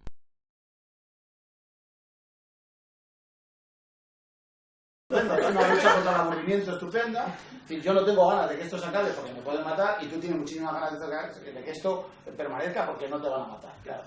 Salimos de allí poco menos que linchados y yo íbamos andando, la gente abuchándonos y dije, un momento, y me paré, dije, bueno, esto parece que estamos aquí viviendo, me paré y entonces hubo gente que me insultó, me dijeron de todo, todo el diálogo. Digo, hombre, hemos venido aquí a dialogar y no aguantéis ni media. En cuanto se os dice una cosa que no os gusta oír, joder, nos dais aquí con los gordos mini-pimer, ¿no? Y este fue el momento forum aquel. Luego hicieron un monográfico especial en la televisión pública vasca con María Antonia Burubachas, también conocida por María Antonia Iglesias, allí y luego este otro gran líder del pensamiento occidental, Álvarez Solís, que ha hecho cosas que no hemos hecho ninguno. Por ejemplo, soy secretario del gobernador civil de Franco en la época franquista, cosa que nunca nos hemos empeñado algunos y no hemos llegado nunca a ello. Y entonces se dedicaron a ponerme a parir. En el programa de Euskal Televista me pusieron a caer de un burro intolerable, no sé qué, no puede ser, patatín, patatán. Es decir, que con el concepto de diálogo, que la broma venía un poco también para esa, claro, hay un concepto perverso del diálogo, ¿no? Es decir, ahora el diálogo está extendido, consagrado por el uso, que el diálogo es que yo diga lo que a mí me da la gana y tú no me lo puedas contestar. Es decir, el diálogo es que lo que yo digo va a misa y lo tuyo es una estupidez. Y encima no te enfades, que tienes un carácter que no aguantas una, ¿no? Es un poco la perversión de esta palabra, ¿no? Te dicen, ¿está usted a favor del diálogo? Y dices, sí, bueno, yo no he parado de hablar desde pequeño. Claro, joder, es que claro, me dice, ¿es usted partidario de la fabada? A ver cómo sale de esta, hombre. El año pasado le dieron el premio Príncipe de Asturias a Habermas por el diálogo, que es de la doctrina oficial. Sí. No, es que esto es muy serio. Se le acaba es la doctrina oficial, el diálogo. Claro. De todas las maneras, en esta cuestión, que yo creo que has abordado el tema sobre todo, bueno, aparte de con mucho humor.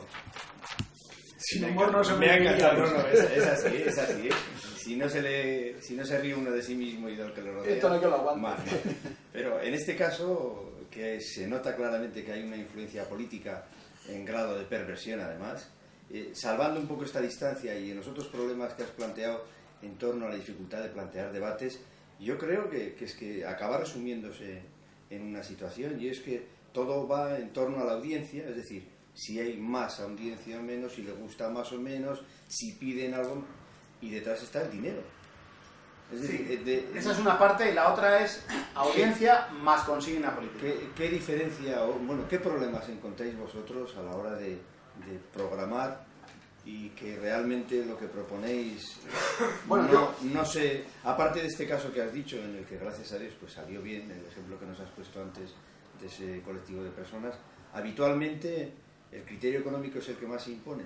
Claro, nosotros somos un canal muy cafeteros, es un canal de pago para gente que paga por ver la televisión, con lo cual ya eso es otro... Nosotros con las personas pues, muy estupendas, ¿no? Nuestro público es muy cualificado, en fin, es decir, que es distinto, ¿no? En los canales en abierto yo creo que hay, pero casi diría empatadas, el criterio de audiencia y el criterio político. ¿Sí?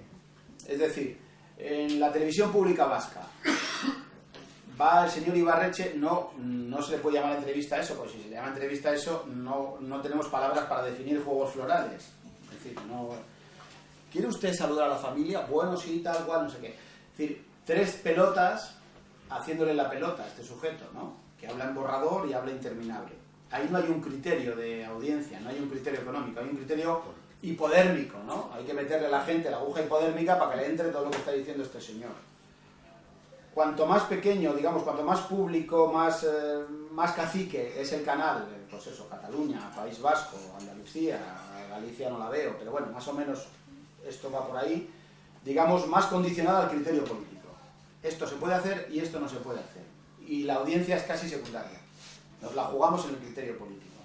En televisión española, en la etapa anterior, había un criterio político marcado, había un criterio, pues había gente que hacía entrevistas que no sabía hacer entrevistas, sencillamente, Dios me perdone, y había también la audiencia. Yo creo que domina, en las públicas domina sobre todo el criterio político, y en las privadas domina el criterio de audiencia. Las públicas tienen más margen de maniobra por la audiencia, pero tienen condicionadas por el criterio político, y las privadas tienen muy poco margen de maniobra con la audiencia, porque no puedes hacer dibujos que te vayas un punto menos de publicidad, son no sé cuántos anuncios, un punto menos de audiencia, son no sé cuántos cientos de millones menos de publicidad, todo va rebotado, y digamos tienen un margen más limitado, más abierto por la cosa política. Pueden permitirse algún otro dibujo que no se pueden permitir algunas autonómicas. Ahora el programa este que hacen el de Piqueras, no sé la audiencia que tiene, no sé si está funcionando bien o no está funcionando bien, pero el problema que tiene es eso, es como tienen que estar todos para que no se enfade nadie, al final se enfadan todos, porque van a una concentración de invitados en el que al final se puede decir una idea a todo tirar, ¿no? Y entonces el resto del tiempo se está esperando. Yo espero que este Canal 4, no, en fin, hay igual incluso yo que soy muy optimista, Luego, sea gratuito, ¿no? Sí, gratuito, que va a ser, sí, ese sí va a ser abierto y gratis, pues puedan atreverse a hacer eso, ¿no? A las 11 de la noche o a las 11:30, 2 señores que hablan de un tema de actualidad. Yo creo, pero bueno, igual no, igual hacen lo mismo que los otros, porque romper es complicadísimo, apostar por cosas es complicadísimo, apostar por programas es muy complicado, hay una mortandad de programas enorme y se toman todos los días a las 8 de la mañana hay alguien que se pone pálido. Todos los días a las 8 de la mañana tú tienes las audiencias del día anterior desmenuzadas en algunos casos casi minuto a minuto, tú sabes que en el minuto que está hablando este sube y baja cuando habla este otro y a las 8 de la mañana se toman decisiones. Entonces o tienes un apoyo político muy fuerte, o tienes una apuesta profesional muy fuerte, o te vas a negro al primer programa. Y luego hay la audiencia, claro, si todos supiéramos lo que hay que hacer para tener audiencia, todos seríamos Spielberg, claro. Pero ya te digo, juntando los mismos ingredientes, la salsa no sale igual. Un mismo invitado en una cadena o en otra no da el mismo resultado. Y no es un problema del entrevistador, o sí, no lo sabemos. Y programas con muy poquito presupuesto, antes por ejemplo en Antena 3, con muy poquito presupuesto, con presentadores no famosos, y que daba la sensación de aquello que estaba un poco entre hilvanes, pues tenían una audiencia espectacular. Y programas con más presupuesto, con más apoyo, con más conexiones en directo, Luego, claro, en las cadenas de televisión también se ha hecho un poco el esquema, más o menos Telecinco para el PSOE, más o menos Antena 3 para el PP, más o menos. Y entonces hay público que no soporta interferencias, no soporta cruces, ¿no? Pero este que hace aquí, si este es de estos, ¿no? Sí, pero este que hace aquí, pero si este es de los otros, ¿cómo está esto, no? Lo que dice Gustavo es verdad, la gente empieza a decir hola, buenos días, y dice anda, que no se le ha notado a este que bueno. Anda, como ha dicho, hombre, si se le ve de lejos, claro. Sí, la gente necesita que tú tengas una camiseta, porque lo peor que a mí me ha pasado, por ejemplo, en tertulias y eso, es que no tengas una camiseta, porque te dan de todas partes. Como trates de decir que del Prestige no tuvo la culpa Aznar y que de los incendios de Guadalajara no la tiene ni siquiera Felipe González, te matan. porque dice, ya empezamos, aquí con los matices, es decir, porque la gente va a darse el chute en vena, ¿no? Dice, mira no se mete con ninguno, pues sí que no sé qué es aquí, claro, es un lío, ¿no? O por ejemplo con el asunto de ETA, si se te ocurre decir que la política antiterrorista del gobierno del PP fue buena, cuando lo que se espera de ti, por el grupo en el que estás, es que digas, viva Pablo Iglesias, pues claro, es un lío. En cuanto tú te metes en un terreno de matices, el índice de enemigos que tienes, en mi caso, que es bastante alto, ya se proyecta de una forma... Yo quiero pensar que también hay gente que valora eso. Que hay gente que valora decir, bueno, pues esta persona trata de analizar lo que pasa con criterios más o menos libres, dentro de lo libres que puedan ser los criterios, que tratas de decir, bueno, pues esto lo ha hecho bien, y esto lo ha hecho mal, y esto lo ha hecho regular, que no... Es decir, a mí me gusta el fútbol y puedo ser de un equipo y sé que no todo lo que haga ese equipo es bueno, y me puede gustar jugadores de otro equipo. Bueno, pues aquí, ojalá estableciéramos un poco esa cultura, ¿no? Qué bueno es este jugador de un equipo que no es el mío. Bueno, parece complicado, pero yo creo que hay que insistir, ¿no? No, sí que hay público, yo no soy pesimista, ¿eh? Tú tienes un público seguro, pero ese público es un 5%, por ejemplo. Es bastante, ¿eh? Es bastante. Digo en el conjunto nacional. Pero sí, luego nos adornamos diciendo que es el público que toma decisiones y tal. No. Hay que buscar, digo, también para ciertos programas, pues habría que buscar una fórmula de patrocinio. A lo mejor ese programa no se sustenta por la audiencia, pero ahí yo tenía el programa mío, que tampoco cuando estaba en CNN Plus, pues Audi daba 10 millones de pesetas al año para un programa que costaba 3 pesetas. ¿Por qué? Porque veían que el tipo de público que podía ver ese programa podía corresponder más o menos al público objetivo que puede comprar ese tipo de vehículo. Bueno, pues a lo mejor hay que ver un poco esa historia, ¿no? Ahora que los bancos están obsesionados con las promociones culturales y tal y no sé qué, pues este programa está patrocinado por... A lo mejor el dinero no lo sacas tanto de los anunciantes y sí lo puedes sacar de los patrocinadores. Esa a lo mejor puede ser una vía, ¿no? De explicarle al programador, oye, igual no estamos sacando mucha pasta por el anuncio, pero hay un patrocinador que nos arropa y nos da un dinero que nos viene bien. Además son programas muy baratos normalmente, porque los invitados no cobran. Yo al principio quise que los invitados cobraran y al mes me dijeron que fuera, que me olvidase de aquello. Pues claro, también tú llamas a un señor que tiene que moverse, que tiene que ir allí, que tiene que ir a hablar y dice, bueno, toma un boli.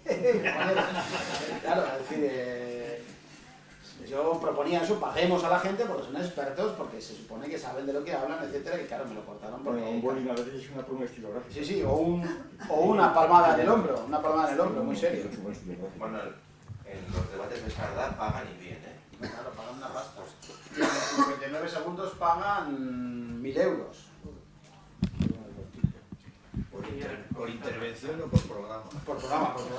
Pero hay programas que hacen 2, o sea que les sale 500 euros la frase. Una diferencia que no sé, quizás sea evidente, pero ¿qué diferencia hay entre tertulia y debate? Porque a veces la tertulia puede acabar el debate, parece que la tertulia se puede opinar de todo, cuando en el debate pues hay que buscar gente que sepa el tema.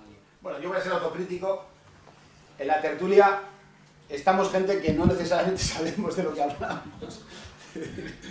Yo suelo decir, pues claro, ibas por ejemplo con Luis del Olmo y decía, acaba de dimitir Gorbachev, ¿qué opinas? Digo, hombre, mira, si supiera lo que ha pasado en Rusia no estaba aquí madrugando, ¿sabes? O sea, no, decir, yo creo que hay que ser sinceros con la audiencia, decir, yo de esto sé, dice, y la bolsa, digo, mire, yo de esto no tengo ni idea. Entonces en la tertulia digamos que tienes un caleidoscopio de asuntos de los que hablar, que son los de la actualidad, que son muy variados y que de algunos sabes y de otros no tienes ni idea. Yo, por ejemplo, de los agujeros negros me voy para septiembre con toda la materia, no lo sé. Entonces, claro, ahí está la jugada tuya que digas, oiga, mire, de esto no sé. Que algunos saben de todo. Es metafísicamente imposible saber de todo. Sabes de dos cosas a todo tirar, y de las otras de oído. Digamos que eso es un poco la tertulia, que es un gran contenedor en el que caben muchos temas muy variados en los que hay que opinar, y el debate, digamos, se supone que los que van tienen un cierto nivel de especialización, de conocimiento diferenciado de aquello de lo que están hablando. La tertulia, un poco la línea de lo que comentaba Gustavo, la tertulia también es que cada uno busca su dorsal allí, ¿no? De ti se espera que digas determinada cosa, y cuando modificas una coma del discurso, nervios en la grada, ¿no? Es decir, la gente quiere que tú digas eso y no quiere que digas otra cosa. Y cuando dices una cosa que matiza otras cosas que has dicho antes, los propios directivos dicen, ¿qué pasa? Es decir, que nos hemos hecho del Madrid, claro, es un lío, ¿no? En la tertulia es más variado, hay más diferentes temas, tienes que opinar de cosas que sabes y de las que a veces no sabes tanto. Yo ya digo que la norma estilo, digo, yo de esto no sé, y me paro. Y el debate se supone que la gente que va está seleccionada con un criterio de especialización.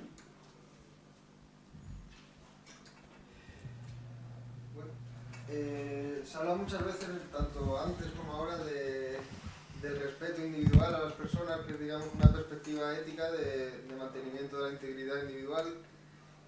Yo quería introducir aquí una distinción entre la integridad ética y la integridad moral, que son las normas que regulan más o menos el grupo y su defensa.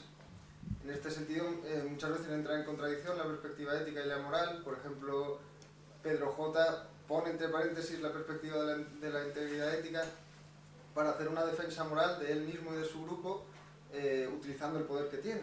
Y desde una perspectiva ética probablemente no, pero desde una moral sí que es legítimo para él defenderse con todo su poder. Un gran poder conlleva una gran responsabilidad, que decían en la tele. Entonces, sirve esto para introducir un problema que me parece que hay en el periodismo en el País Vasco, que igual que el diálogo se utiliza como una norma ética que luego tiene prebendas morales para ciertos grupos antes que para otros, en el País Vasco el tema del respeto a las personas individuales, por ejemplo, a la intimidad de los etarras o de los presos, etc., muchas veces lo ha utilizado el periodismo español para inhibirse en hacer una defensa moral del grupo que está siendo atacado, que es todos los ciudadanos españoles como víctimas potenciales del terrorismo etarra que somos. Simplemente lo que te quiero preguntar es ¿qué papel nocivo ha tenido el periodismo nacional español en el tratamiento del problema vasco, con la excusa del respeto a la integridad individual, al poner entre paréntesis la defensa del grupo atacado, que es España? Muy bien. Hay dos responsabilidades fundamentales. Una, por omisión, por la lentitud con la que se aborda el problema. Es decir, yo suelo contar, el primer atentado del grupo terrorista, el primero no intencionado, es del año 60. El primer intencionado, que es Pardines, es del 68. El primer libro que escribe un periodista del terrorismo vasco desde el punto de vista de las víctimas, y sé de lo que hablo, es del 97.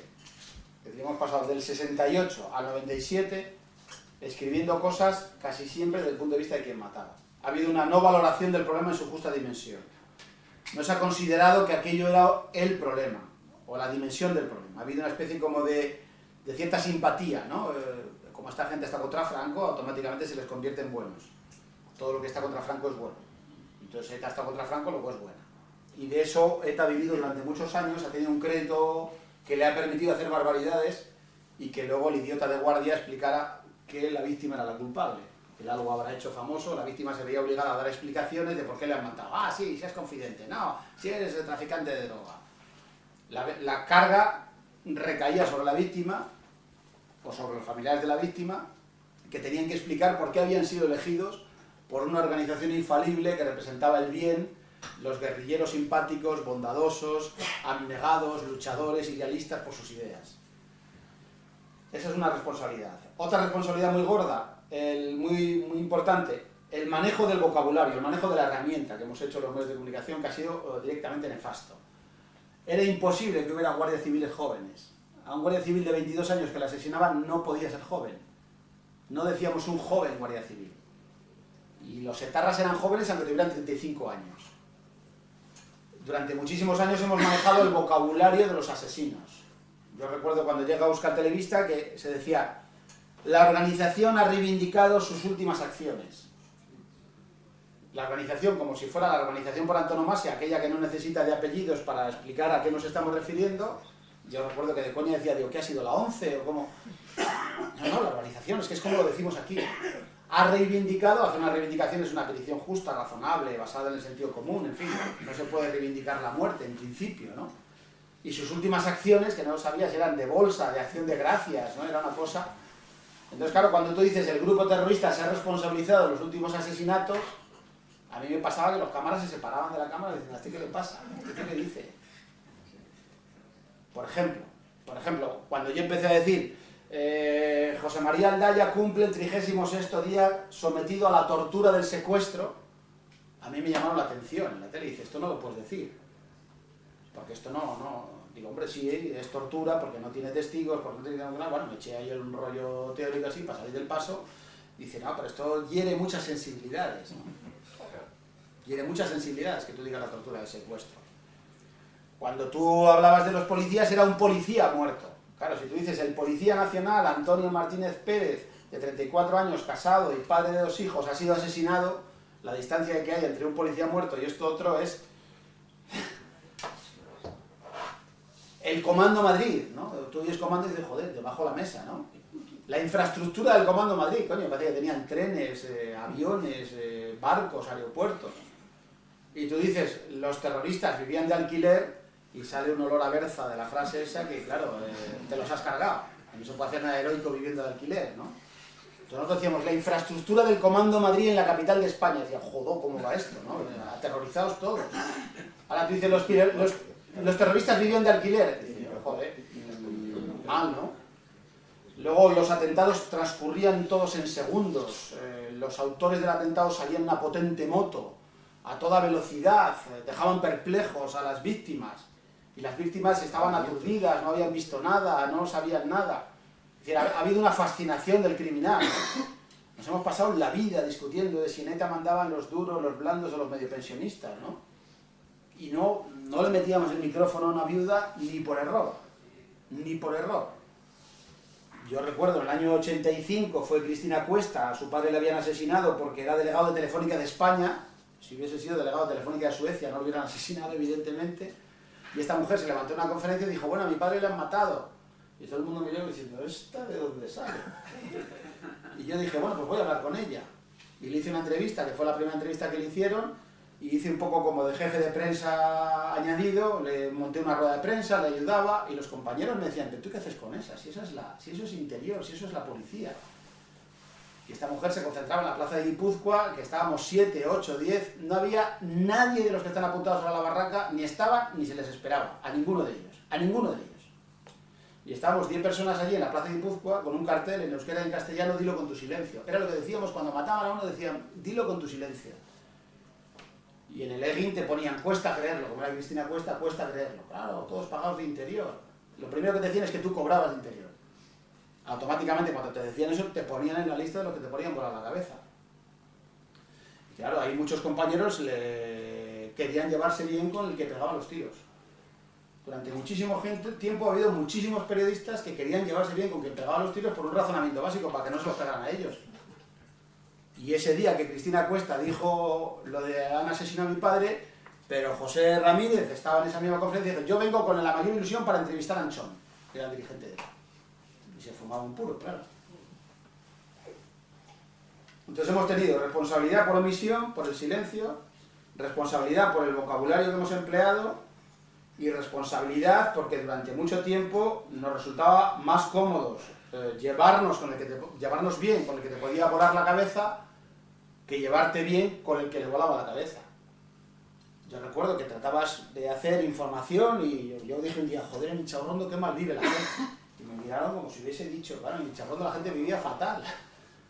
Pues les mataban, estaban allí en la ropa tendida, haciendo la comida y diciendo que han matado a tu marido. Es decir, era todo un espectáculo deprimente. Los chavales que estudiaban, los hijos de los guardias civiles de Inchabrondo, salían en un autobús, en un microbús y llegaban a la clase y le decían, ¿y tu padre? No, mi padre vive en Orense, ¿no? Les habían dicho en casa que no dijeran dónde vivían sus padres.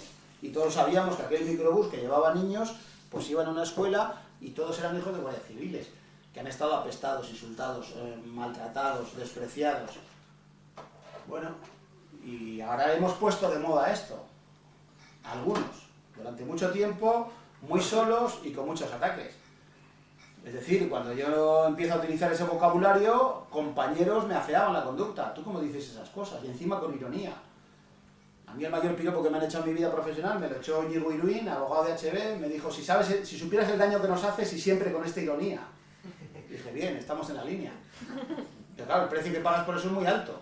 Te tienes que ir de tu casa, te tienes que ir de tu trabajo, te quedas agarrado a la brocha, te ponen escolta, te quieren volar la cabeza. En fin, no es lo más cómodo. Pero bueno, por lo menos, mira, te queda la satisfacción de hacer lo que creías que tenías que hacer, porque hay otra flota de idiotas que no se han mojado ni en la ducha y también les han querido volar la cabeza, que eso sí que tiene que ser un lío para ellos tremendo, ¿no? Y esto ha sido lo que ha pasado con la profesión durante mucho tiempo, ¿no? Que nos hemos fumado un puro con este problema. Por una comprensión igual de ETA como una cosa romántica.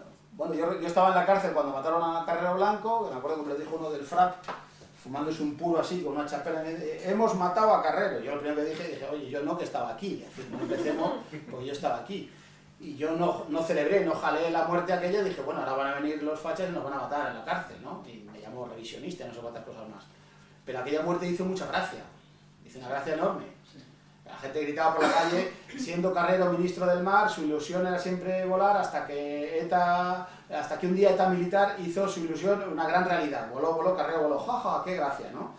Es decir, cuando matan a la gente que estaban matando, hacía gracia aquellas muertes. Incluso cuando Irene Villa, yo he visto manifestaciones en Lekeitio que la gente salía a la calle diciendo queremos más Irene Villas en las fiestas de Lekeitio. El otro día, el policía este de Roses que le mataron, los familiares de los asesinos decían, sí, pero nos lo hemos llevado por delante. Sí, y le decía a la otra, sí, pero tu hijo va a estar en la cárcel. Sí, pero nos lo hemos llevado por delante. Sí, cuando hay esa hinchazón oceánica de odio, pues claro, es muy complicado, ¿no? Y ahí ha habido responsabilidad de los periodistas, ha habido de la Iglesia, ni te cuento, del PNV, de tantas gentes, ¿no? De tantas gentes. Hasta que hemos conseguido decir que las víctimas tenían nombre, apellidos, biografía, padres, hijos, acercarnos a ellos, hablar con ellos, eso ha sido un esfuerzo tremendo, tremendo.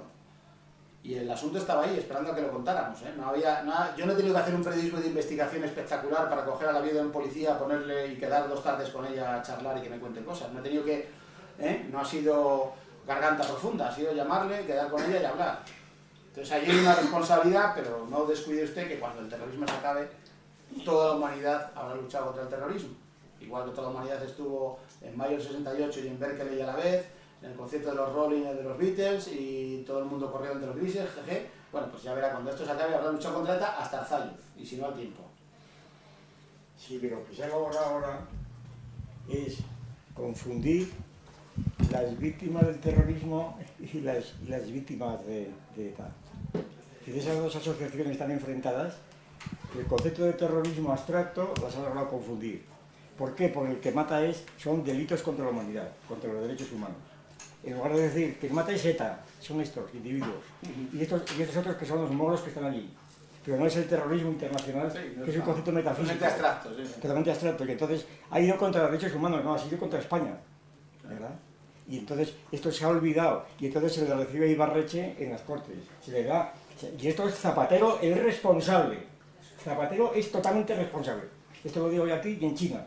Es decir, Zapatero, y lo digo a los que más o menos estáis en el PSOE. El PSOE ahora, a mi juicio, ha cometido unos pasos gravísimos en muchas cosas, pero una de ellas es esta. La está cometiendo con los pactos de Rovira y los pactos con Ibarreche. Eso es una cosa realmente que no se le podrá perdonar nunca, ¿verdad? Y eso es encontrar otras cosas. Pero en fin, no quiero meterme más con el alcalde. Que yo soy optimista por lo siguiente, porque, por ejemplo, a mí me parece todavía más peligrosa de cara a la opinión pública la situación de Cataluña.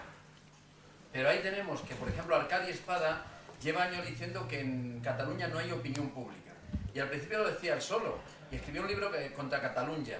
Bueno, pues luego resulta que va aumentando y van saliendo de la espiral de silencio tal cantidad de personas que ahora ya se admite como lo más normal que en Cataluña no hay libertad de expresión. O sea, y esto que se va apareciendo, pues se va apareciendo al socialismo real. Es decir, la situación de Rusia, cuando tenía de la Unión Soviética, con el Pravda y un dominio absoluto, y aquello se derrumba. ¿Y cómo se derrumba? Pues se derrumba precisamente por estos grupos que empiezan a luchar y se va formando una bola de nieve, y por las equivocaciones del contrario. Es decir, este bestia de periodista se ha descubierto que en la BUI pues había un asesino en potencia. Es decir, ese tipo no mata... Es que se reían antes de ayer cuando yo decía que determinadas personas mejoraba mucho mi opinión sobre Al Capone cuando veía, por ejemplo, este periodista de ABUI, este era peor que Al Capone. Eso por supuesto. O sea, ¿Por qué? Pues porque sencillamente no podía matar, pero si pudiese matar, eliminaba a todos los que fueran españoles y a cualquiera. Es decir, Al Capone eliminaba a los rivales de las bandas que estaban tal, pero es que este eliminaba a todos los que pudieran esto. Entonces, en Cataluña ya se va formando la idea de que aquello es prácticamente, en algunos casos, desde el punto de vista de la opinión pública, una dictadura. Y tú acabas de demostrar que en el País Vasco ha pasado lo mismo. Empezasteis 7 y ahora hay un montón. Entonces, yo pienso, y por ejemplo, lo que contabas de los foros me parece un acierto.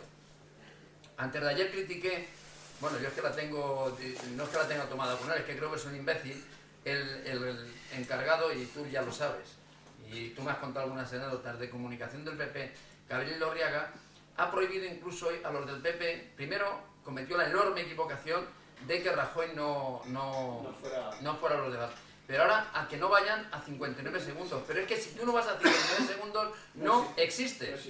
Sin embargo, tú cuando fuiste al fórum, provocaste que hubiera un programa en la ETO, que solo es para convencidos, pero se dio cuenta la gente de que Calleja la había llamado de ETA y todo el mundo, y venga, y venga, y venga.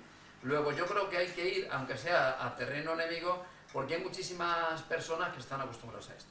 Y luego, mira, yo pienso, aquí has empleado el humor, yo pienso el humor, y esto lo trato yo y lo he escrito, cuando están muy polarizadas las personas, como hay una persona que tiene humor, el humor es incontestable, es decir, un golpe de humor no hay quien lo conteste, le dejas hecho polvo, porque te ríes de la persona hasta extremos increíbles. Y eso es lo que tenía que abundar en los debates.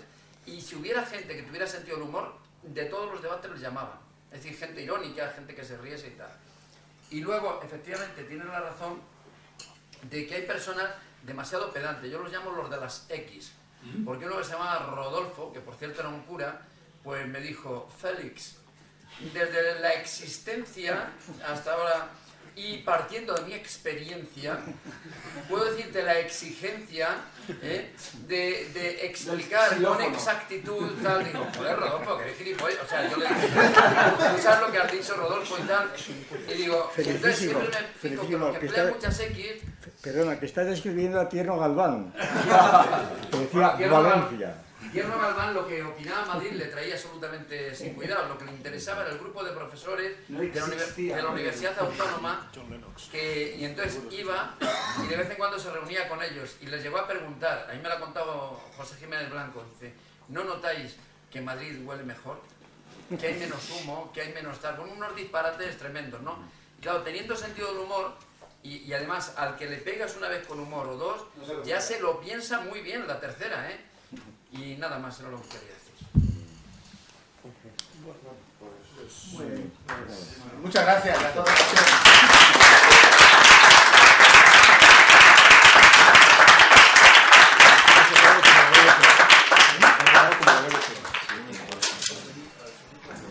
Bueno.